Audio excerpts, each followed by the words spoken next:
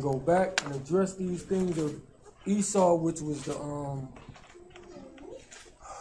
him marrying leprous Canaanite women, the dukes things, because they say, well, who else in the earth besides the so-called white man and them folks in London calling themselves dukes? You know what I'm saying? So I guess Boss Hogg and them, Daisy Duke, and them is you know what I'm saying? Yeah, jump in the car. I guess that's them too. Again, don't make no sense. Go to Genesis 15 and 18.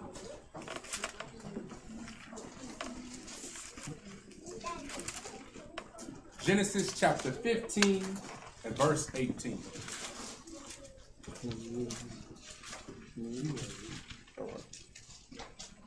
The book of Genesis. Matter of fact, stop. Let's hold your finger at Genesis 15 and grab Genesis 28. I'm sorry, 27 real quick. And then we're gonna get a couple of scriptures and then we're gonna flip back. 27 and verse 25. The book of Genesis, chapter 27 and verse 25. And he said, bring it near to me, and I will eat of my son's venison, that my soul may bless you. And he brought it near to him, and he did eat. And he brought him wine, and he drank. Okay, so this is Isaac after he put on the goat hair like Esau and cooked the venison for him. I'm sorry, this is Jacob when he did this for Isaac, right? Jump down to verse 28. Verse 28. Therefore, Yahuwah give you all of the dew of Shamaim, and the fatness of the earth, and the plenty of corn and wine. Okay, so this is the blessing that Isaac gave unto Jacob. Let's jump down to verse 38. Verse 38. And Esau said to his father, have you one blessing, my father? Bless me, even me also, O my father. And Esau lifted up his voice and wept. And Isaac his father answered and said to him, behold, your dwelling shall be the fatness of the dew of the earth, and the dew of the Shamaim from above. Okay, so that's the blessing that he gave unto Esau. I just wanted to hit that real quick because he gave Jacob land, which was the fatness of the earth, and Esau land, which was the fatness of the earth as well. We're going to come back here, but I just wanted to show that real quick as a precursor. We're going to hit Genesis 15 and 18. The book of Genesis, chapter 15 and verse 18. In the same day, Yahuwah made a covenant with Abram. Made a covenant with who? With Abram. Saying what? Saying, unto your seed have I given this land. Unto who? Unto your seed have I given this land. Have I given this land? Read. From the river of Egypt unto the great river, the river Euphrates. Okay, so unto your seed have I given this land. Can y'all see that highlighted portions on that? From the river of Egypt here, all the way into the river Euphrates here. You see what's between those lands, what's between those rivers. All this land that's between there, the Most High made a covenant with Abram to give all those lands unto the seeds of Abraham. Y'all see that? Okay. Now let's go to Genesis 17. Which Saudi Arabia is this land. It's in the middle of it. Yeah, right in the middle. Arabia, and of course, y'all know that the Suez Canal wasn't there, right? That was a man-made canal. But that wasn't there. This was all connected, right? Okay. So let's go to Genesis 17 and verse 1. The book of Genesis, chapter 17 and verse 1. And when Abram was 90 years old and 9, Yahuwah appeared to Abram and said to him, I am the Almighty Elohim. Walk before me and be you perfect. Be you perfect. Jump down to verse 4. Verse 4. As for me, behold, my covenant is with you, and you shall be a father of many nations. So you shall be a father of many nations, and my covenant that I made was with you, which we just saw the covenant was that Abraham was supposed to circumcise his sons, but he was given all the seed of Abraham, all of this land here that I just showed you, right? Jump down to verse 8. Verse 8. And I will give to you and to your seed after you the land wherein you are a stranger. And I will give to you and your seed after you that land, which I just showed you. Keep going. All the land of Canaan Uh-huh. for an everlasting possession. For how long? For an everlasting possession. Uh-huh. And I will be their power. Okay, jump down to verse 9. Keep reading. And the Most High said to Abraham, you shall keep my covenant, therefore. What? You shall keep my covenant, therefore. And you and your seed after you in their generations. So not just you, but your seed after you shall keep my covenant. Keep going. Verse 20. Verse 20. As for Ishmael, I have heard you. Behold, I have blessed him, and will make him fruitful, and will multiply him exceedingly. 12 princes shall he beget, and I will make him a great nation. So your son Ishmael, I'm going to make him a great nation. Verse 21. But my covenant will I establish with Isaac. But what? But my covenant will I establish with Isaac, with Sarah, which Sarah shall bear unto you at this set time in the next year. Okay, so but my covenant I'm going to establish with Isaac. I'm going to make Ishmael a great nation. But with my covenant, I'm going to establish with Isaac. Let's go to Genesis 25. Because we got to understand that when Ishmael was given his portion of his inheritance, it was a part of the portion that the Most High made with Abraham in this same land, right? Okay, let's go Genesis 25 and verse 5. The book of Genesis, chapter 25 and verse 5. And Abraham gave all that he had to Isaac. He did what? He gave all that he had unto Isaac. But unto the sons of the concubines which Abraham had, Abraham gave gifts and sent them away from his son. Let me say something. Now, you see what I just said? Read that again about Ishmael. Isaac, rather. But unto the sons of the concubines. Oh, hold on, wait. Yeah, started. Verse 5. But Abraham gave all that he had unto Isaac. To who? To Isaac. Gave all that he had unto Isaac, and did what to the other ones? But to the sons of the concubines, which Abraham had, Abraham gave gifts. So the rest of them, he gave all that he had to Isaac, but to the rest of them, he gave them gifts, and did what else to them? And sent them away. And sent them away. So imagine how the other children feel about this. Because it's like, this one is special, and he just sent us away. He gave us something and sent us out. Right. So this is how Psalms 83 actually comes into fruition, because it's showing you that it's a jealousy thing that's going on. All right, go ahead. But sent them away which direction? And sent away from Isaac his son while he yet lived. Eastward. Eastward, right? So they eastward, because all that Abraham had was this land between the two rivers. He sent them eastward, past there. So you got Iran and all of these different lands and that's eastward, past where the portion of land that the Most High had given to Abraham. Let's go to Genesis 27.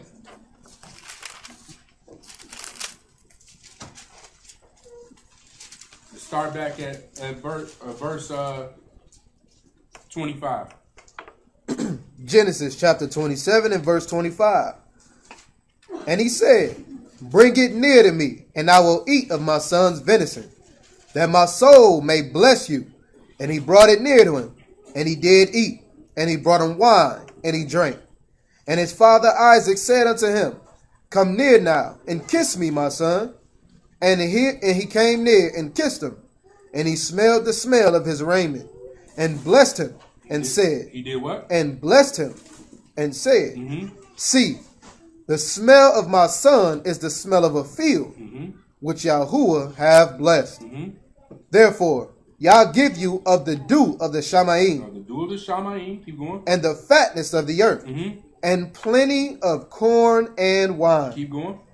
Let people serve you. Let people serve you. Read. And nations bow down to you.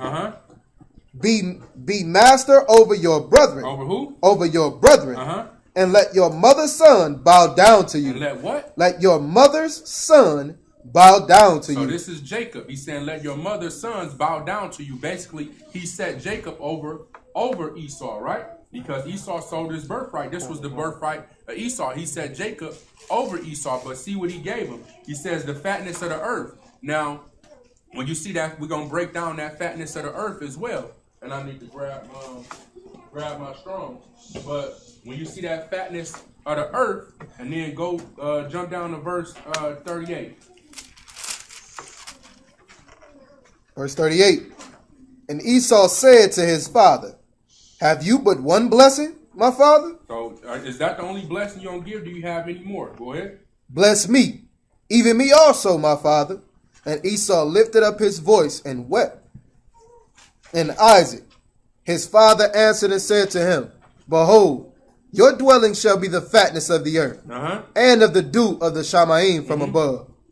And by your sword you shall live, and shall serve your brother, and it shall come to pass. Okay, that's good right there. So we see 49 and 24. We see that fatness of the earth was part of Esau's blessing as well. That was part of Esau's blessing as well. So this is what a lot of people hit to try to state that this land belonged to the white man, like Quad brought out last week. But this earth is not talking about the whole earth, because the whole earth did not belong to Isaac. Only what Abraham gave to him that was given to Abraham by the Most High. So when you see how the land is split up, it was split up amongst Abraham's children. I mean, it was given to Isaac, and it was split up amongst Isaac's children. He gave a portion of it to Esau and a portion of it to Jacob. The fatness of the land that was his possession. Now we're going to read what this fatness is. H49:24. H49:24. Marshman from 8080. Fat, i.e. literally or abstractly fatness, but usually figurative and concrete, a rich dish. A what? A rich dish. Uh-huh. A fertile field. Uh-huh. A robust man, fat, oneness, and a place. Okay, so this is talking about, in this context, being fatness of the land, it's talking about a land that's rich, like, you know what I mean? What did it say? A fertile field, right? And I'm going to show you that just real quick. Go to Numbers 20 and verse 14.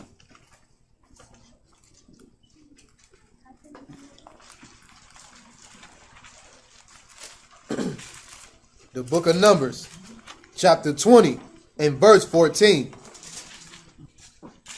And Moses sent messengers from Kadesh unto the king of Edom. Thus saith your brother Israel, you know all the travail that have befallen us. So you know everything that happened to us, right? Jump down to verse 17. Verse 17. Let us pass, I pray you, through your country. We will not pass through the fields. We will not go through your fields. Go ahead. Nor through your vineyards. Through your vineyards. Neither will we drink of the water of the wells. The waters in your wells. We will go by the king's highway. We will not turn to the right hand nor to the left. So this is what that was meant by the fatness of the land. He had fields, vineyards, wells with water in them. So this was Esau's portion. And I'm going to show you that too. Let's go to Deuteronomy 2. But that was Esau's portion. It was a good land. That was part of his blessing that he was given by Isaac, which was given to Isaac by Abraham. So it wasn't the whole earth. It was just a portion that was given to Isaac. So he split it up amongst his two sons. Deuteronomy chapter 2 and verse 1. Deuteronomy chapter 2 and verse 1. Then we turned and took our journey into the wilderness by the way of the Red Sea, as Yahuwah spake unto me, and we compassed Mount Seir. Compassed where? Mount Seir, many days. And Yahuwah spake to me, saying, you have compassed this mountain long enough. Turn you northward, and command you the people, saying, you are to pass through the coast of your brethren, the children of Esau, which dwell in Seir, and they shall be afraid of you. Take you good heed to yourselves, therefore. Meddle not with them. Don't mess with them. Go ahead. For I will not give you of their land. I will not give you what? Of their land. Of their land. No, not so much as a foot Not breadth. even a piece. Go ahead. Because I have given Mount Seir to Esau for a possession. So that was the land that was given to Esau to possess. Mount Seir, right? That was his portion. So, again, this is not talking about the whole world, Right. only a portion. Now, let's go back to that Genesis 27. Pick it up at verse 39. 38. Pick it up at 38. The book of Genesis, chapter 27 and verse 38. And Esau said to his father, have you but one blessing, my father? Bless me, even me also, O my father. And Esau lifted up his voice and wept. And Isaac his father answered and said to him, behold, your dwelling shall be the fatness of the earth, and the dew of the Shamaim from above. And by the sword you shall live. By the sword you shall live. We covered it last week. Go ahead. And shall serve your brother. Serve thy brother. Go ahead. And it shall come to pass, when you shall have the dominion. When you shall have what? When you shall have the dominion. So right here, I need you to get that out. Get that dominion. So again, when you just read this in English, it'll mislead you to believe that it's talking about them being over the children of Israel. Because a lot of when we bringing this stuff out, they keep saying, well, we got a whole nother captivity to go through. We got to know a whole nother captivity to go through. But they not going into these words. That's how they getting misled. So let's show you what this is actually talking about. When it says this dominion right here. Okay, this word for dominion is rule. A primitive root, to tramp about, i.e. to ramble. To tramp about, to ramble. We know if you go into this thing, you'll see that they were nomads. Right. Go ahead. To tramp about, to ramble, free or disconsolate. Free or disconsolate. That word is talking about them being of like a lowly and a sad state. Because the children of Israel had a yoke on them. Not only the children of Israel, we're going to find out there was a lot of people. What was the number for that? 7,300. 7,300. Now, the word that they think actually applies to this, let's go to Genesis 1. Even though it says that dominion right there, let's get Genesis 1 and verse 26. The book of Genesis, chapter 1 and verse 26. And the Most High said, let us make man in our image, after our likeness, and let them have dominion. Let them have what? Let them have dominion. Let them have dominion. Look that one up. Let's see this dominion. And this is the dominion that they think is going on with Esau in Genesis chapter 27. Read this. So that's 87287. Radah, to tread down, i.e. to subjugate, to crumble off, to come to, make to. So this one right here is showing you to subjugate, to be in control of somebody, which is what he gave Adam, the dominion of the earth.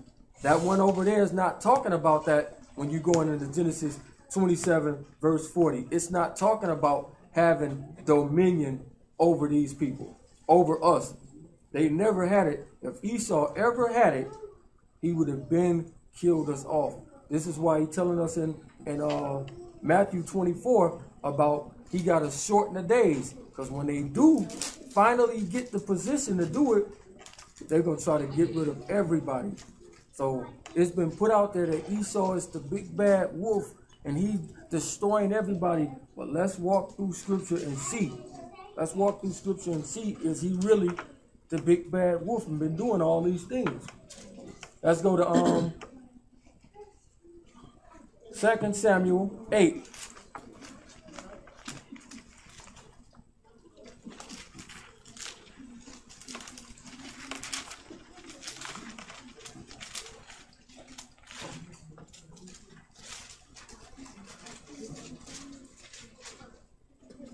In fact, pick it up at verse 11. 2 Samuel 8 and 11. The second book of Samuel, chapter 8 and verse 11. which also King David did dedicate unto Yahuwah, with the silver and gold that he had dedicated of all nations, which he subdued. Which he what? Subdued. Which he subdued. Read. Of Syria, and of Moab, and of the children of Ammon, and of the Philistines, and of Amalek, and of the spoil of Hadadezer, the son of Rahab, king of Zeboah. And David got him a name when he returned from smiting of the Syrians in the valley of Salt, being 18,000 men. Go ahead. And he put garrisons in Edom. He did what? Put garrisons in Edom. In where? In Edom. In Edom. Read. Throughout all Edom put he garrisons. And all they of Edom became David's servants. Became his what? Servants. What's another name for servants? Slaves, right? So it's showing you they wasn't a big bad wolf. It's going to show you over and over through scripture that they was actually getting whooped up. They wasn't doing it. But when we go into the Romans, it's going to be a whole different story. Right. Read that last verse again. 14. Verse 14. And he put garrisons in Edom. Throughout all Edom put he garrisons. And all they of Edom became David's servants. Became David's servants. Let's get 1 Kings 11.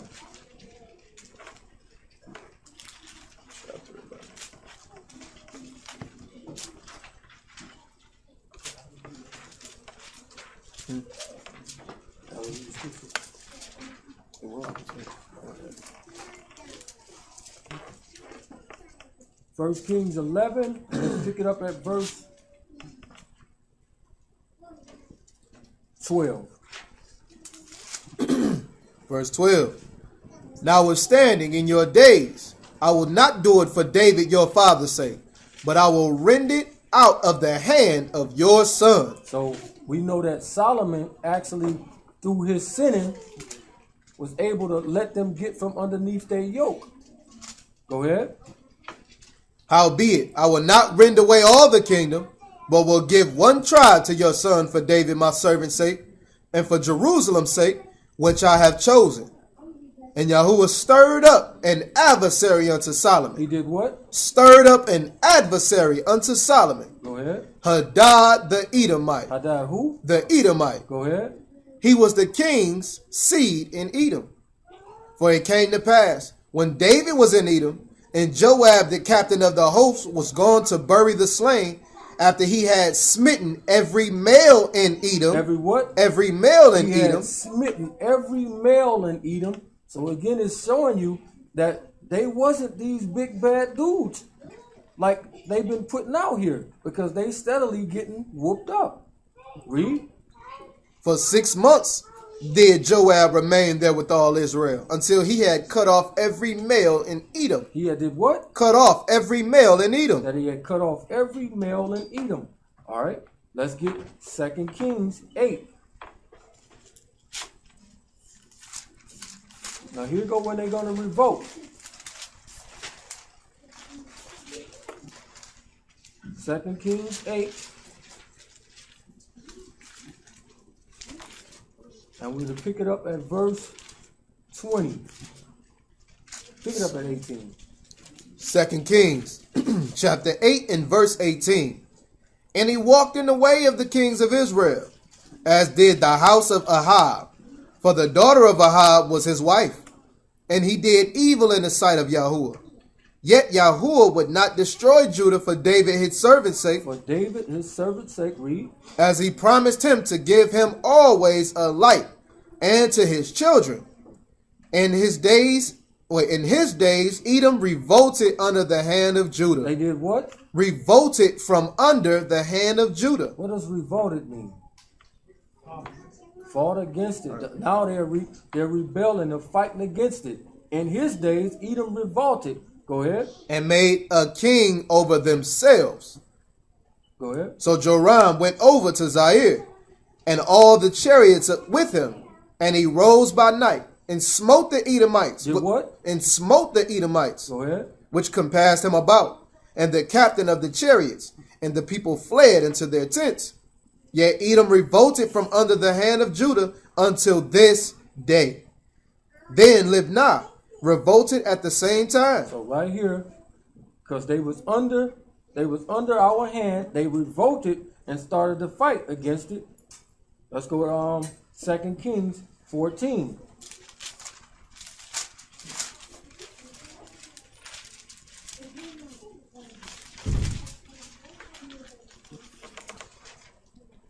Now we're going to reconquer them. 2 Kings 14, pick it up at verse 21.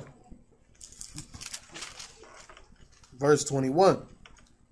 2 Kings chapter 14, verse 21. And all the people of Judah took Azariah, which was 16 years old, and made him king instead of his father Amaziah. He built Elath and restored it to Judah, after the king slept with his fathers. In the 15th year of Amaziah, the son of Joash, king of Judah, Jeroboam, the son of Joash, My king... bad. Read verse 22 again. 22. He built Elath and restored it to Judah. He did what? Built Elath and restored it to Judah. So this is us taking it back over again. So right here, he took this place and restored it back to Judah. So we got him under control again. Let's get 2 Chronicles 26.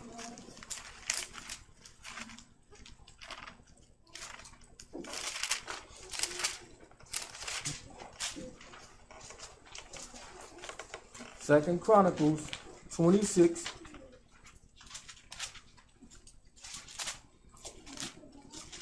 And pick it up at verse 1. 2 Chronicles 26 and verse 1. Then all the people of Judah took Uzziah, who was 16 years old, and made him king in the room of his father Amaziah. He built a loft and restored it to Judah. Did what? He built a loft and restored it to Judah after the king slept with his fathers. Same thing right here. So he took this place and restored it back to Judah. Let's get 2 Kings 16 and 6.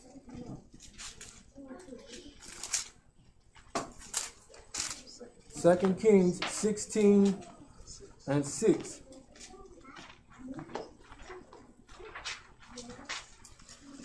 Second Kings chapter 16 and verse 6. Go ahead. At that time, Rezin, king of Syria, recovered Elath to Syria, and drave the Jews from Elath. And the Syrians came to Elath and dwelt there unto this day. Did what? Dwelt there unto this day. Let's get 2 Chronicles 21. 2 Chronicles 21.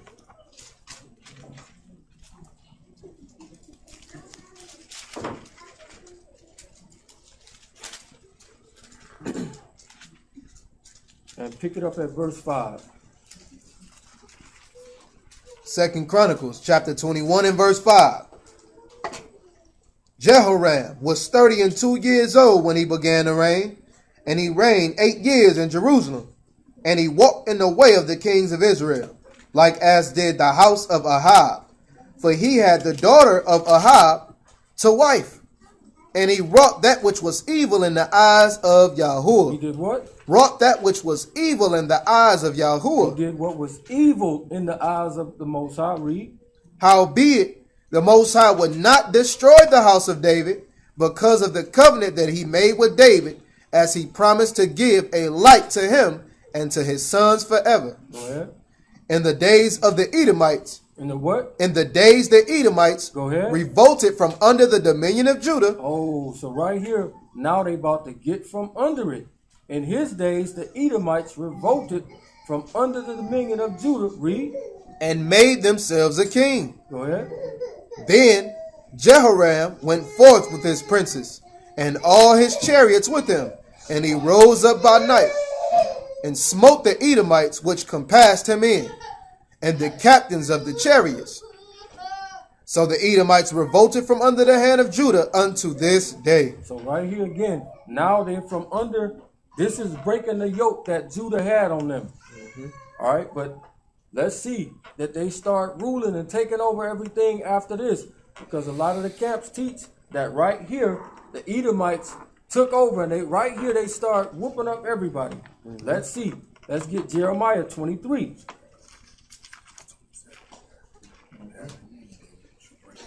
Exactly. Yeah. So we get Jeremiah 23.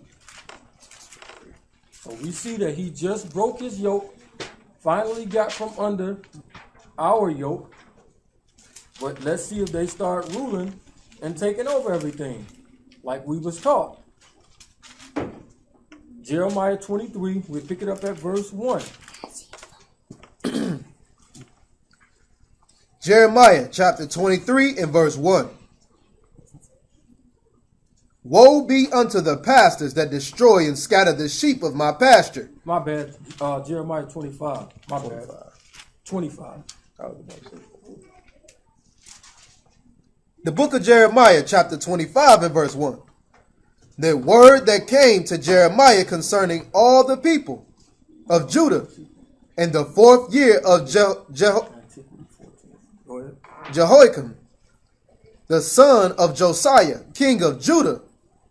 That was the 1st year of Nebuchadnezzar, king of Babylon, the which Jeremiah the prophet spake unto all the people of Judah and to all the inhabitants of Jerusalem from the 13th year of Josiah the son of Ammon, king of Judah, even unto this day. That is the 23rd year. The word of Yahuwah have come to me, and I have spoken unto you, rising early and speaking, but you have not listened. That you what? That you have not listened. That you have not listened. Read. And Yahuwah have sent unto you all his servants, the prophets, rising early and sending them, but you have not listened, nor incline your ear to hear. They said, turn you again now, every one from his evil way, and from the evil of your doing, and dwell in the land that Yahuwah hath given to you and to your father forever and ever. And go not after other gods to serve them and to worship them. Jump down to verse 8. Verse 8. Therefore, thus saith Yahuwah of hosts, because you have not heard my words, behold, I will send and take all the families of the north. Of where? Of the north. Go ahead. Saith Yahuwah, and Nebuchadnezzar the king of Babylon, my servant, and will bring them against this land. Against where? Against this land. He said his servant Nebuchadnezzar against this land. Read. And against the inhabitants thereof, and against all these nations round about. Against who? All these nations round about. Again, what does round about mean? Surrounded. The surrounding nations. So it's not only sending him against the children of Israel, but the surrounding nations. The surrounding nations are these same places that he was talking about the blessings came to, which is all that land in the Middle East from Egypt through Saudi up to the Euphrates. Read. And will utterly destroy them and make them an astonishment and a hissing and a perpetual desolation. Moreover, I will take from them the voice of mirth and the voice of gladness and the voice of the bridegroom. Same thing that Revelation 18 talks about. Read. And the voice of the bride, the sound of the millstones, the light of the candle. And this whole land shall be a desolation and an astonishment. And these nations shall serve the king of Babylon 70 years. So he said, these nations shall serve the king of Babylon 70 years. Now he's going to run through all of these different nations. Let's see who he named. Go ahead. And it came to pass, when 70 years are accomplished, that I will punish the king of Babylon and that nation, saith Yahuwah, for their iniquity, and the land of the Chaldeans, and will make it perpetual desolations. And I will bring upon the land all my words which I have pronounced against it, even all that is written in this book which Jeremiah hath prophesied against all the nations. What verse you at? Verse 14 now. 14. Let's jump down to verse 20. Jump to verse 18. 18. To wit, Jerusalem, and the cities of Judah, and the kings thereof, and the princes thereof, to make them a desolation, an astonishment, a hissing, and a curse, as it is this day. Pharaoh, king of Egypt, and his servants, and his princes, and all his people. So Pharaoh and all his people gonna get it. Read. All the mingled people. All the what? All the mingled people. Mingled people. What does that word mingled come out to? Mixed or Arab or Arab. Go ahead. All the kings of the land of Uz, and all the kings of the land of the Philistines, and Ashkelon, and Azah, and Ekron, and the remnant of Ashdod. And who? And the remnant of Ashdod. Go ahead. And we know that this land, Uz, is in Arabia. Go ahead. Edom. Edom. Moab. Moab. Read. The children of Ammon. All the kings of Tyrus, and the kings of Zidon, and the kings of the isles which are beyond the sea. Go ahead. Dedan, Tema, and Booz, and all that are in the utmost corners, and all the kings of Arabia. All the kings of where? Of Arabia. All the kings of Arabia. Read. And all the kings of the mingled people that dwell in the desert. So right here, he let you know again, same thing. They revolted from under us, but now they still slaves under Nebuchadnezzar. So they still ain't the big bad wolves that everybody keep making them out to be. Because right now they just got from under us. Now they under these people. Let's see if this continues. If this thing continues, let's get that out that Josephus, Antiquities. Antiquities of the Jews, Book 14, Chapter 8, and Section 5. And when Antipater had made this speech, Caesar appointed Hyrcanus to be high priest, and he gave Antipater what principality he himself should choose, leaving the determination to himself. So he made him procurator of Judah. He also gave Hyrcanus leave to raise up the walls of his own city upon his asking, and that favor of him. And they had been demolished by Pompey. And this grant he sent to the councils of Rome to be engraven in the Capitol. The decree of the Senate was that follows. So this guy right here was an Edomite and placed in our land as like a governor or something. So it's going to show, because a lot of people still try to make us be the same people after they got conquered, and after Hyrcanus made them convert into being Jews, they say that we are the same people. And this is showing you that they're not. Just like Herod was an Edomite. Why didn't they just call, if he was a Roman, why didn't they just call him a Roman? Because it's a difference. And it's showing you that we were still fighting against these people. But as we just showed y'all all through script, it's showing you that the Edomites was under our hand. They were under our thumb. Then they went under the king of Babylon, Nebuchadnezzar. He got them under control. Let's see if this thing continued. Let's get Maccabees. Maccabees 5. Let's see if we get to the Greek period, and let's see if they still get the upper hand. First Maccabees 5. Yep, First Maccabees 5. 5 and 1. First Maccabees chapter 5 and verse 1. Now when the nations round about heard that the altar was built, Yeah, nations round about. Read. and the sanctuary renewed as before, it displeased them very much. Wherefore they thought to destroy the generation of Jacob that was among them, and thereupon they began to slay and destroy the people. Then Judas fought against the children of Esau in Idumea. And where? In Idumea. So right here, Judas Maccabees is fighting against the children of Esau. Where?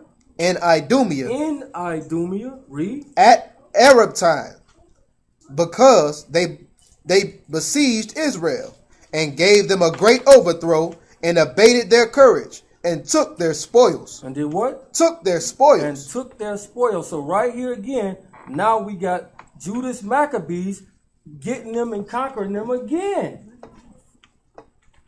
Right. But we know that this ain't never take place with the Romans and the Greeks.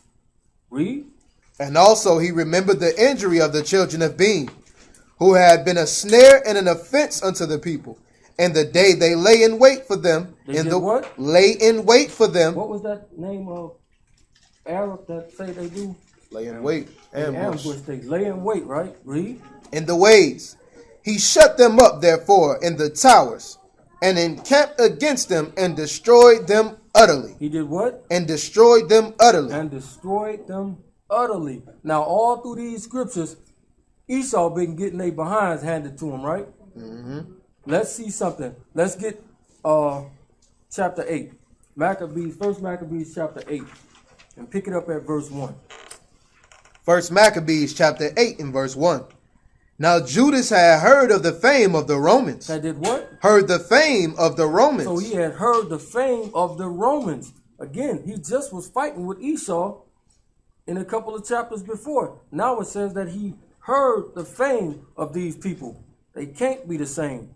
Let's see why. Read. That they were mighty and valiant men. They were what? Mighty and valiant men. So far through these scriptures, Esau ain't been mighty, right? Because they've been under people's thumb the whole time. Read. And such as would lovingly accept all that joined themselves to them, and make a league of amity with all that came unto them. Go ahead. And that they were men of great valor. It was told of him also of their wars and noble acts which they had done among the Galatians, and how they had conquered them. They did what? Conquered them. Go ahead. And brought them under tribute. And what they had done in the country of Spain, for the winning of the mines of the silver and gold which is there. And that by their policy and patience they had conquered all the place, though it were very far from them, and the kings also that came against them from the uttermost parts of the earth, till they had discomfited them, and given them a great overthrow. Did what? Given them a great overthrow. Go ahead. So that the rest did give them tribute every year. Beside this, how they had discomfited battle Philip, Perseus, king of Chittim, with others that lifted up themselves against them and had overcome them.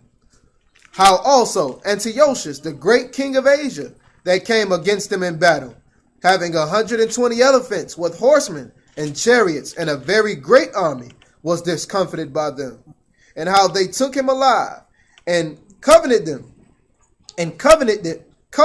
them that he had such as reigned after him should pay a great tribute and give hostages, and that which was agreed upon, and the country of India and Media and Lydia, and of the goodliest countries which they took of him, and gave to King Armenes. Moreover, how the Grecians had determined how to come and destroy them. Go ahead.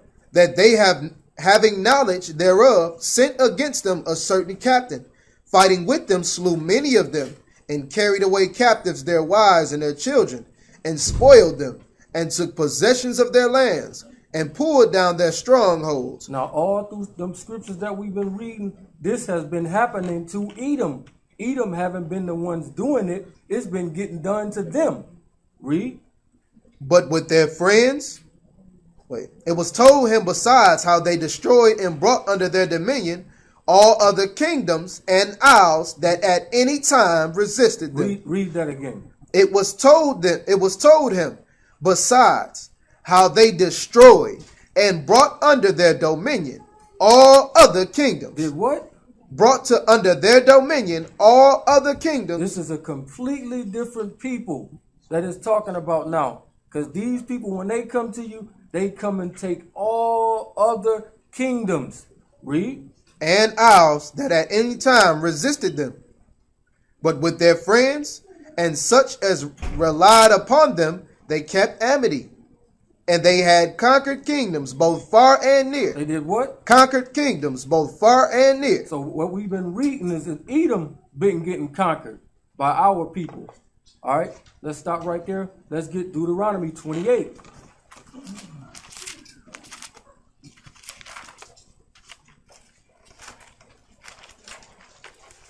Let's go to the curses. Because the Most High gave us some interesting stuff in here.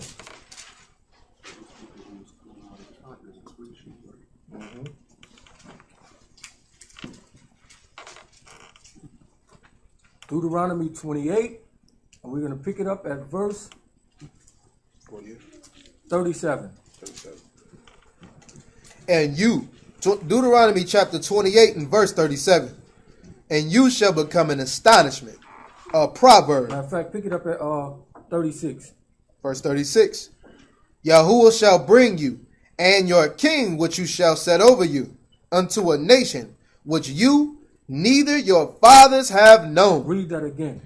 Yahuwah shall bring you, and your king which you shall set over you, unto a nation which neither you nor your fathers have known. Neither you nor your fathers have known. Have we known Esau all our lives? Absolutely. Was this not our twin brother? So how in the world can this be them? When we known them, we've been fighting with them all through Scripture. Read. And there you shall serve other gods, wood and stone. Jump down to verse 48. Verse 48. Therefore shall you serve your enemies, which Yahuwah shall send against you, in hunger, and in thirst, and in nakedness, and in want of all things. And he shall put a yoke of iron upon your neck, until he have destroyed you. Until he have destroyed you. Read. Yahuwah shall bring a nation against you from far. From where? From far. Where's the land of Edom at? Close. It was close. It was right in the south of where we was at. How in the world can this be them? That don't make sense. Read that 49 again. Yahuwah shall bring a nation against you from far, from the end of the earth, as swift as the eagle fly. A nation whose tongue you shall not understand. A nation whose tongue you shall not understand. How don't we know our own brother's language when we talking to them and fighting with them all through Scripture? That don't make sense. How in the world could we possibly, this be Esau, when this is our brother that spoke the exact same language? Only time we forgot these people is when they brought us over here. That's when we forgot them. Other than this, we knew exactly who they were, what language they spake, because they was in our land and we was in their land. So it's no way possible for this can be talking about Esau. Absolutely. But let's find out who these people are, because it already told us that the Romans and the Greeks conquered everybody, both near and far. He already told us this. Let's go to Joel.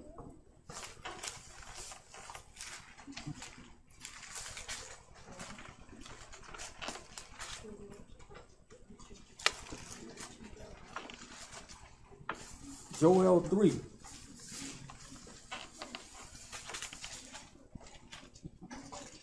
So whoever these people is he talking about in the curses, we about to find out who they are. Joel 3, pick it up at verse 1. The book of Joel, chapter 3 and verse 1. For behold, in those days and in that time, when I shall bring again the captivity of Judah and Jerusalem, I will also gather a nation, and will bring them down into the valley of Jehoshaphat, and will plead with them there for my people, and for my heritage Israel, whom they have scattered among the nations. Who did what? Have scattered among the nations. So somebody scattered us among the nations. Read. And parted my land.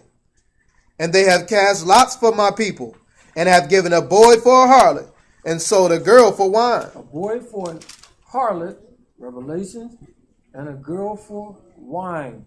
Both things in Revelations. Go ahead. Yeah. And what have you to do with me, O Tyre? O Tyre, a surrounding nation. Read. And Zidon, A surrounding nation. Read. and all the coast of Palestine? Somebody's in Palestine pulling wickedness off. Read. Will you render me a recompense? And if you recompense me, swiftly and speedily will I return your recompense upon your own head. Why is that? Because you have taken my silver and my gold, and have carried into your temples my goodly pleasant things. Read. The children also of Judah and the children of Jerusalem have you sold to the Grecians. So to who? To the Grecians. Have you sold unto the Grecians. So when we trace this Grecians, look at that for me, y'all. So when we trace this, somebody sold us to the Grecians.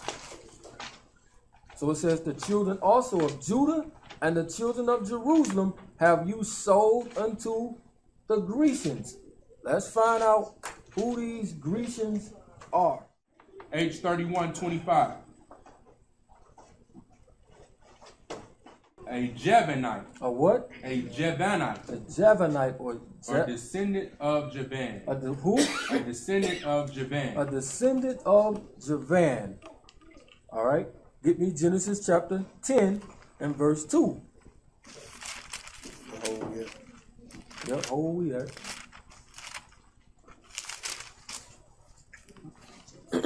The book of Genesis, chapter 10 and verse 2. The sons of Japheth, Gomer and Magog, Madai and Javan. And who? Javan. And Javan. So it just told us that these Grecians come from Javan, which comes from Japheth. So let's go back to the script, to the Joel 3, pick it up at verse 6 again. The children also of Judah and the children of Jerusalem have you sold to the Grecians, that you might remove them far from their border. That you might remove them far from their borders. So we know that our borders was over here. When you bring us where? All the way across that giant landmass of water, you removed us far from our borders. So according to scripture, these Grecians are the one that brought us far from our borders. These Grecians come from who? Japheth. Let's see, can we back this up with some history? What you got on this out?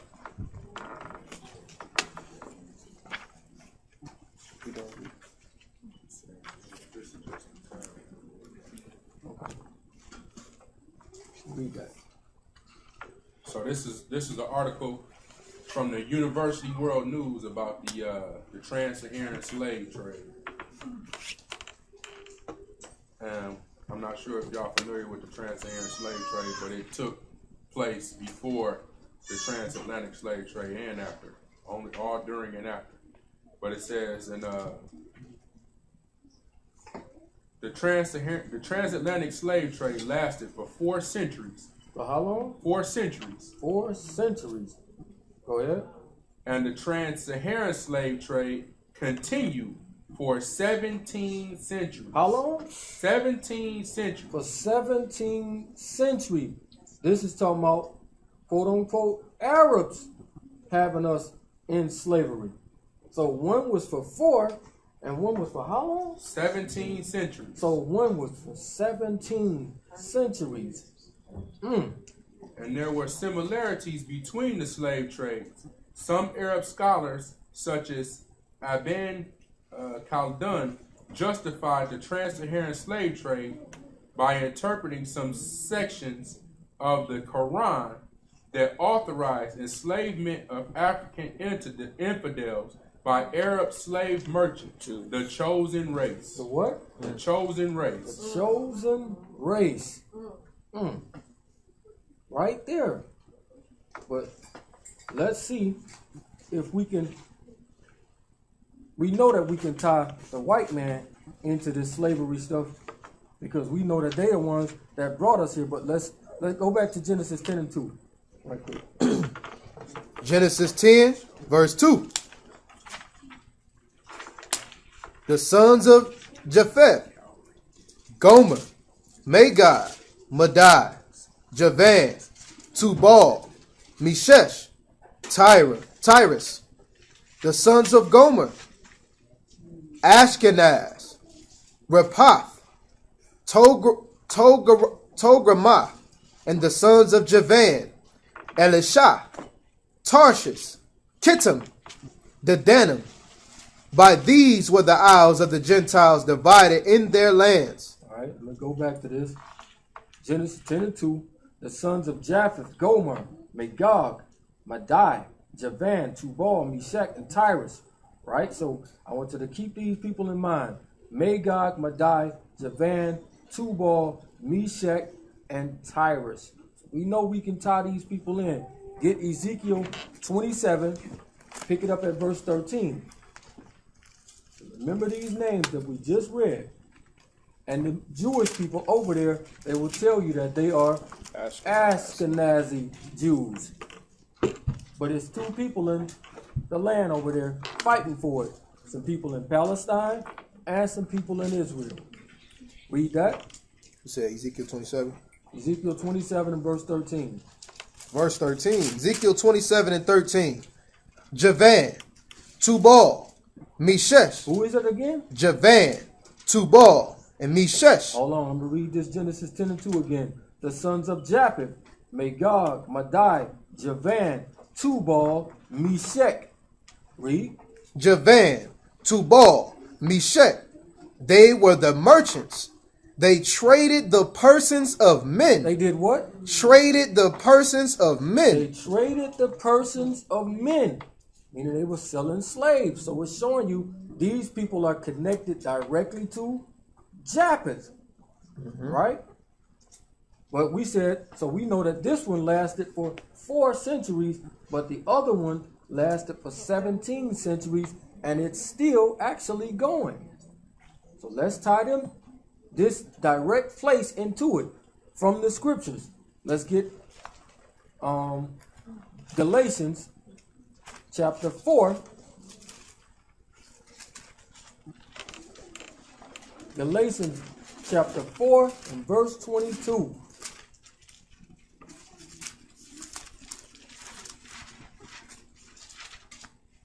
The book of Galatians, the epistle of Galatians, chapter 4 and verse 22. For it is written that Abraham had 2 sons, the one by a bondmaid. What does bondmaid mean? A slave woman, right? So the one by a slave woman, read. And the other by a free woman. Our mother, read. But he who was of the bondwoman, Who was of the slave woman, read. was born after the flesh. But he of the free woman was by promise. Go ahead. Which things are an allegory? For these are the 2 covenants. These are the 2 covenants, read. The one from the Mount Sinai, which gendereth to bondage. Which gendereth to what? To bondage. To slavery. Read. Which is Hagar. Go ahead. For this Hagar is Mount Sinai in Arabia. An answer to Jerusalem, which now is and is in bondage with her children. So they got us in bondage. So guess what? It's got to come back full circle to them. Now remember, it said that the Arab or trans-Saharan slave trade lasted for 17 centuries, and it's actually still ongoing. Let's read right here. Don't read the heading, just read the thing. There is a country in the Middle East. And where? In the Middle East. There's a country in the Middle East, read. Where 10% of the population is denied equal rights because of their race. Where black men are not allowed to hold many government positions. Go ahead. But over here in America, you got a quote unquote a fake black president, right? You got Oprah and them making billions and stuff, right? Right? Read. Where black women are put on trial for witchcraft. For what? For witchcraft. Go ahead. And where the custody of children is granted to the parent with the most racially superior bloodline. So the lighter the skin would be better. Go ahead. This apartheid state is so enormously powerful that it controls American foreign policy in the Middle East. Go ahead. Even as its princes and princesses bring their slaves to the United Kingdom. Do what? Bring their slaves to the United Kingdom and the United States. So this is actually still going on right now. Not something old. It's actually happening right now. Read. This country is Saudi Arabia. Is where? Is Saudi Arabia. Wow. I guess that's kind of, I don't know, coincidence, I guess. Read. Saudi Arabia abolished slavery in 1962. And when? 1962. In 1962. Only on paper, though. Not really indeed. Only on paper. Read. Under pressure from President Kennedy, who accomplished that the Ottoman Empire and the League of Nations had not been able to do. But that hasn't stopped its citizens from selling castrated slaves on Facebook, or its princes from beating their black slaves to death in posh London hotels.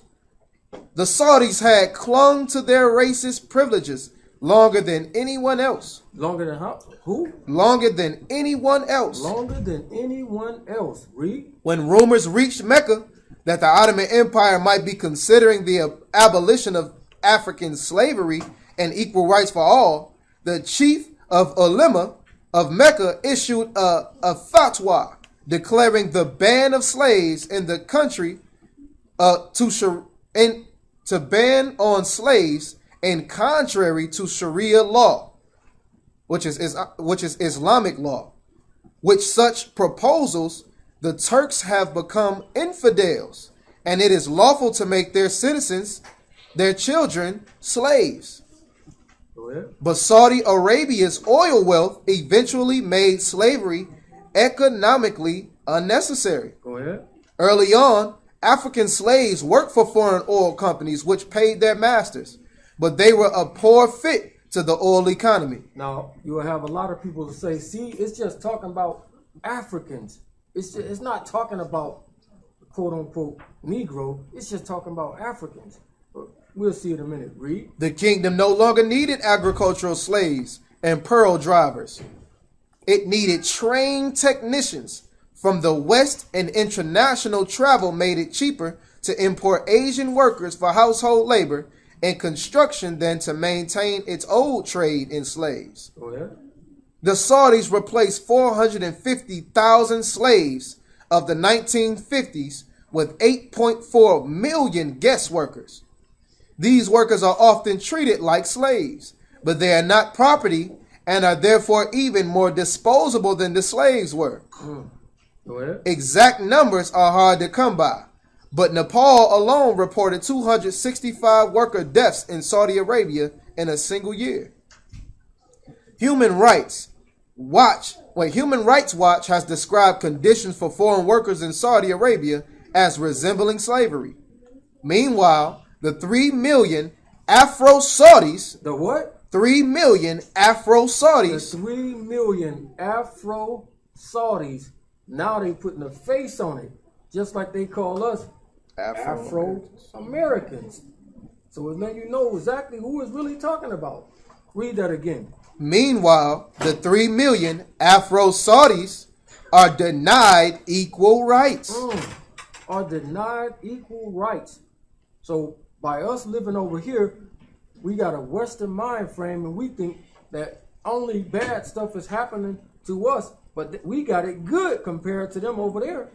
That's why all the other people want to come over here, because they going through it over there on the other side of the world. Go ahead. Prevented from serving as judges, security officials, diplomats, mayors, and many other official positions. Afro-Saudi women are not allowed to appear on camera. Not what? Not allowed. They are not allowed to appear on camera. They are not allowed to be put on camera. So they'll show us over here only quote-unquote light-skinned people. But the dark ones, they not going to put them on camera. Read. There is not one single black school principal in Saudi Arabia. The Institute of Gulf Affairs, a Saudi human rights group, reported equality in marriage is used to establish that both sides are free from the taint of slave blood. Read that again. Kafah, equality in marriage, is used to establish that both sides are free from the taint of slave blood. The blood of Tukruni, West African slaves, or Mawilid slaves who gained their freedom by converting to Islam. By what? By converting to Islam. By converting to Islam. Sound like something that'll lead you to the mark. If you convert, we'll let you live. Read. Is kept out of the Saudi master race through genealogical records that can be presented at need. So we see that this is what's actually going on in Arabia right now. Not something that stopped in the 1960s and now they getting equal rights and they're able to do all of these different things. It's still going on heavy over there right now. كان الأسود وما يزال يعامل معاملة إقصاء وتهميش من الناحية الاجتماعية ومن الناحية السياسية. فكان الأسود وما يزال ينظر له نظرة العبد ونظرة الدونية التي موروثها من السابق ولغاية الآن. فينظر إلى الإنسان الأسود أنه أقل قيمة وأقل أهمية وكأنه حملا متروكا لا أحد يعيره أي اهتمام. حتى السياسيين حتى الكتاب حتى الباحثين لم يعطوا الإنسان وقضايا الإنسان الأسود أي. Garbage collectors in the capital Sana'a in green uniforms, distinguished by their dark skin. They are the untouchables of Yemen. They are known as the Akhdam, an Arabic name for servants. They prefer to be called the marginalized ones, a caste languishing at Yemen's lowest social order. This is where they live, in slums on the edge of the city. This is where 6 families live together in the complete absence of basic living conditions. There's a growing sense among these people that there's nothing they can do to change the pervasive culture of prejudice and discrimination. Ali Mahdi shows the dark and poorly furnished room where he lives with his wife and children. In the rainy seasons, it floods, and during the horrid heat, life becomes impossible. My message to the world is please help us. We are all sick because of the filth and dirt and severe poverty. This is not a decent life. We are Muslims like all Yemenis. We deserve a better life than this. Nu'man is an activist. He has been fighting for years to improve the rights of his own people. Inspired by the American civil rights leader Martin Luther King, he is urging skeptics to show patience in the fight against stigma. The only way to eliminate the stereotypes is to take action. The Akhdam have to understand that it is they who have to fight for their rights. We are Yemenis. The Constitution gives us the right to own a house and to go to school. However, rights are never granted. One must fight for them. قول العالم يا كلب قول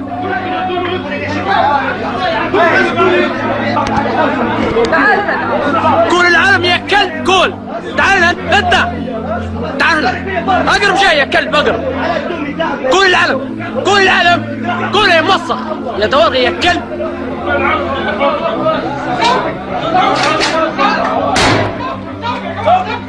صبي يا كلب صبي تويا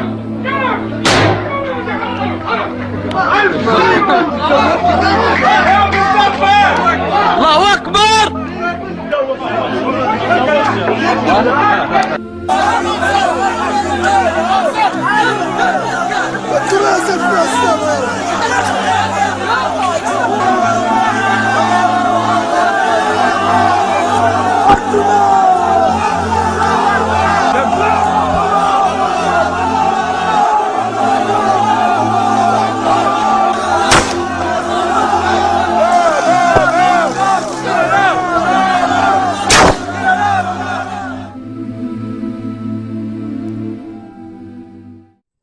Still gotta address some genealogy stuff. Let's go back to Genesis 36.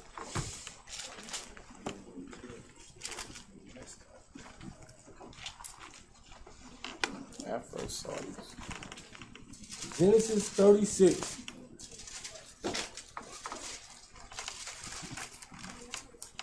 Because it was told to us that, I didn't address this last week, that Esau married leprous Canaanite women.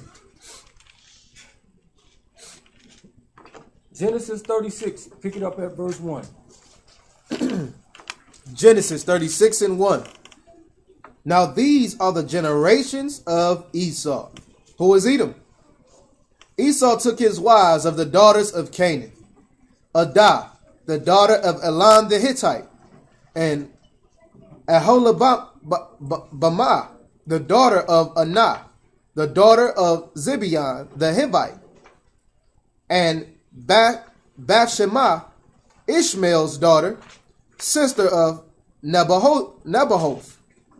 And Adah bare to Esau Eliphaz, and Bathsheba bare Reuel. All right, stop right here. So right here, when Esau just married these daughters of Canaan, do they have leprosy? Or is it any mention of them having leprosy right here? So according to right here, they don't have leprosy right now. So we're going to hold this book right here, and let's go to Leviticus 14.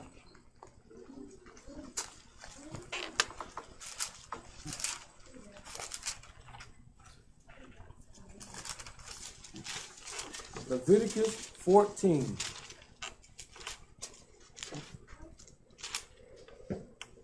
Pick it up at verse 32. Leviticus chapter 14 and verse 32. This is the law of him in whom is the plague of leprosy, whose hand is not able to get that which pertains to his cleansing. Go ahead. And Yahuwah spake unto Moses and Aaron, saying, when you become in the land of Canaan. When you become into the land of Canaan. Now we know right here, this is not when we actually went. He's actually telling them about when you go to it. Go ahead. Which I gave to you for a possession. I will put the plague of leprosy in a house. In where? In a house. I will put the plague of leprosy in a house. So they say right here, see, that's Esau married leprous Canaanite women. And we know that they was thinking that it's the leprosy that makes you turn snow white. So since Esau was already red, and this word is Laban, that he married these people, and that's how he stayed white. But let's see what it's talking about. Go ahead. I will put the plague of leprosy in a house of the land of your possession. Go ahead. And he that owned the house shall come and tell the priest, saying, it seemed to me that there is, as it were, a plague in the house. There is a plague in that house. Read. Then the priest shall command that they empty the house before the priest got into to see the plague. Wait a minute. They shall empty the person. Empty the house. Empty the house. But they say that's just talking about like the house of Judah or the house of David. Let's see if it's talking about that. Read. That all that is in the house be not made unclean. Read. And afterward the priest shall go in to see the house. And he shall look on the plague, and behold, if the plague be in the walls. If the plague be in what? The walls. In the man's hands. In the walls. Or in his feet. In the walls. In the walls. Read. Of the house which hollow strakes, greenish or reddish, which is in the sight are lower than the wall. So what is this actually talking about? Mildew. A mold or mildew. This has nothing to do with nobody turning white. Right. It's straight showing you that it was talking about a mold or a plague in the house. So the other scripture that they use talking about the hornet and the leopard, they turned white, so they had to leave. If you turn white, if you get leprosy and turn white, will that drive you out your house? No. Absolutely not. But if you got a mold or a plague in your walls, you're going to have to leave that house, right? Absolutely. Or you're going to die. Read that last verse again. And he shall look on the plague, and behold, if the plague be in the walls of the house, which hollow strakes, greenish or reddish, which is in the sight are lower than the wall, then the priest shall go out of the house to the door of the house and shut up the house 7 days. And shut up the house 7 days. Read. And the priest shall come again the 7th day, and shall look, and behold, if the plague be spread in the walls of the house, then the priest shall command that they take away the stones which the plague is, and they shall cast them into an unclean place without the city. So this is crystal clear that this has nothing to do with the women of Canaan turning white and Esau marrying them, which he already had married them hundreds of years before anyway. Right. So it absolutely has nothing to do with that. Let's go back to Genesis 36. Let's handle the dukes. Because you know, we got the dukes in London. We got the Dukes of Hazzard. All of this stuff. And you know it because Daisy Dukes wear the Daisy Dukes. And that's why y'all women stupid. Bo and Luke Duke. That's why they had the Confederate flag. Exactly. All right, pick it up at verse 15. Verse 15. Genesis 36 and 15. These were the dukes. The who? The dukes of the sons of Esau. These were the dukes of the sons of Esau. I need you to get that dukes for me, huh? Go ahead. These were the dukes of the sons of Esau. The sons of Eliphaz, the firstborn son of Esau. Duke Teman, Duke Omar, Duke Zepho, Duke Kenaz, Duke Korah, Duke Gatam, and Duke Amalek. These are the dukes that came of Eliphaz in the land of Edom. These were the sons of Adah. And these are the sons of Ruel, Esau's sons, Duke Nahath, Duke Zerah, Duke Shammah, Duke Mizah. These are the dukes that came of Ruel in the land of Edom. These are the sons of Bath Shemah. So we can go all through this and it'll show you the dukes, the dukes, the dukes. And they done came up because this is an English word and say, these are the dukes of these places. And the only people in the earth right now that call themselves dukes are the people in London or England and stuff, right? Okay. This book here, hallelujah scriptures, they don't call them dukes, they call them chiefs. We about to see why. We about to see why. B, get that definition. Trump card. Hebrew 4:41. Aloof. Aloof. Read. Familiar. A friend. Also Gentile. Hence, a bullock. As being tamed. Applied, although masculine, to a cow. And so, a chief or a chieftain. So we got the definition. What's the number for that? H441. H441. I want y'all to remember that number. What's that number one more time? H441. H441. Let's get Zechariah chapter 9.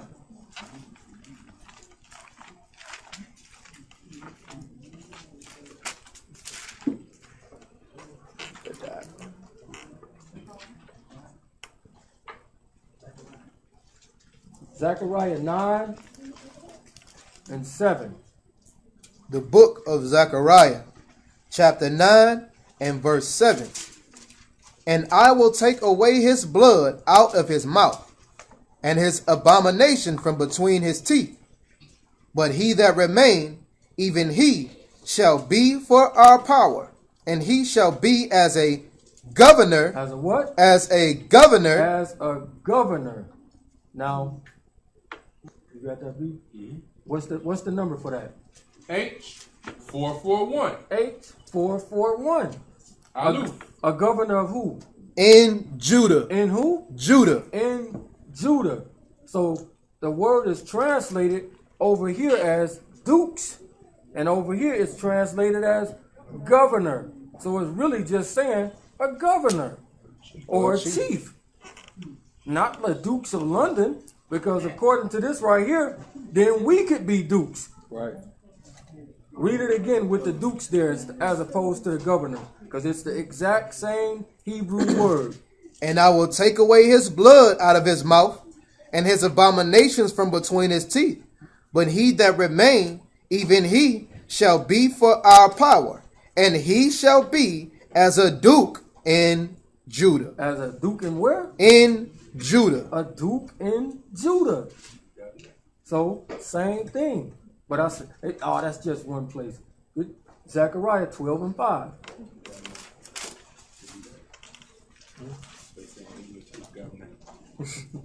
Zechariah 12 and 5. And the dukes of Judah. And the who? The dukes of Judah. The dukes or governors of Judah. Read. Shall say in their heart, the inhabitants of Jerusalem shall be my strength, and Yahuwah of hosts their power. So we got the same thing right here. The dukes or the governors. This is all it means. It's not specifically for nobody in London. This has no connection to those people. Read verse 6. Verse 6. In that day will I make the governors or the dukes of Judah like a hearth of fire among the wood, and like a torch of fire in a sheaf, and they shall devour all the people round about, on the right hand and on the left. We good right there. But we see that this whole dukes thing is nothing but the translators decide over here we're going to say dukes, and over here we're going to say chiefs or governors.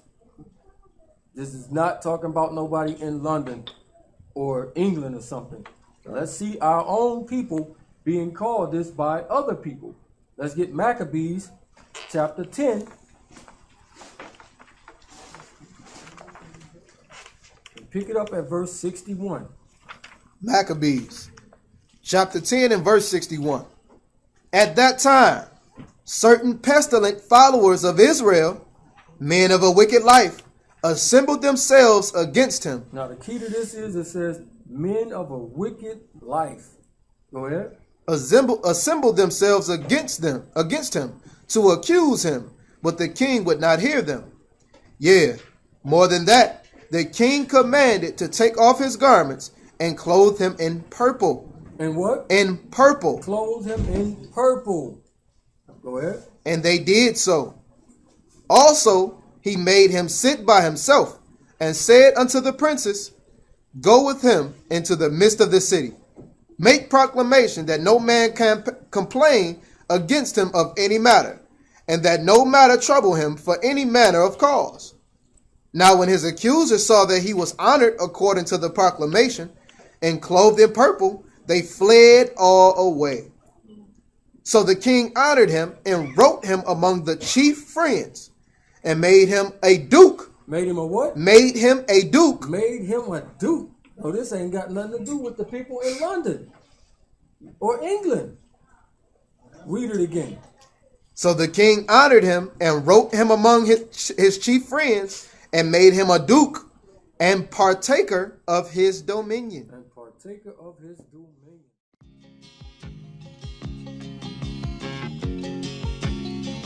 Just a good old boy, never meaning no harm. Beats all you never saw, been in trouble with the law since the day they was born. Straightening the curves, flattening the hills. Someday the mountain might get them, but the law never will. Making their way the only way they know how. That's just a little bit more than the law will allow. Just a good old boy, they wouldn't change if they could. Fighting the system like a true modern day Robin Hood. Now we're going to read something out of the International Standard Bible Encyclopedia. Read this out. Moreover. At the time the King James Version was made, the word duke was not used as a title in England. As what? It was not used as a title in England. Was not used as a title in London. Wow. Guess what? I didn't write that. You sure? I didn't write it. Read. The term had the same general force as dukes, the word employed in the Vulgate. So Sir T. Eliot speaks of Hannibal, Duke of Carthage. Be merciful, great Duke, to men of mold. So, the great Duke that is dreadful, all upon Mount Horeb, learned the eternal law. In a still earlier age, Wycliffe uses the word of the Messiah. Yeah. No.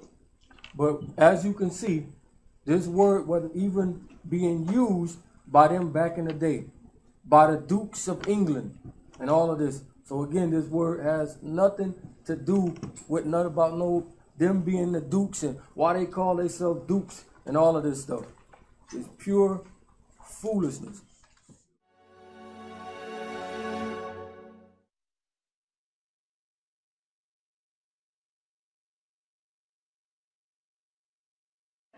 الذين كفروا بآياتنا سوف نصليهم نارا كلما نضجت جلودهم وبدلناهم جلودا غيرها ليذوقوا العذاب إن الله كان عزيزا حكيما. لو أذن الله لنا يا أمة محمد سيقول حتى الحجر يا مسلم هذا يهودي خلفي تعال وقع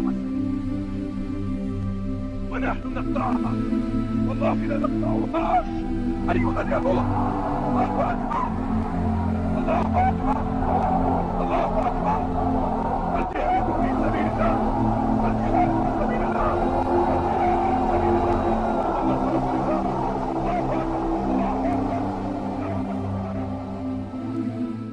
والله العظيم لنطهر الجزيرة منكم يا أيها الأنجاز ونفتح البيت المقدس منكم يا أيها اليهود ونفتح روما كالنحن كالبني إسحاق ونفتح روما كالنحن كالبني إسحاق ونفتح روما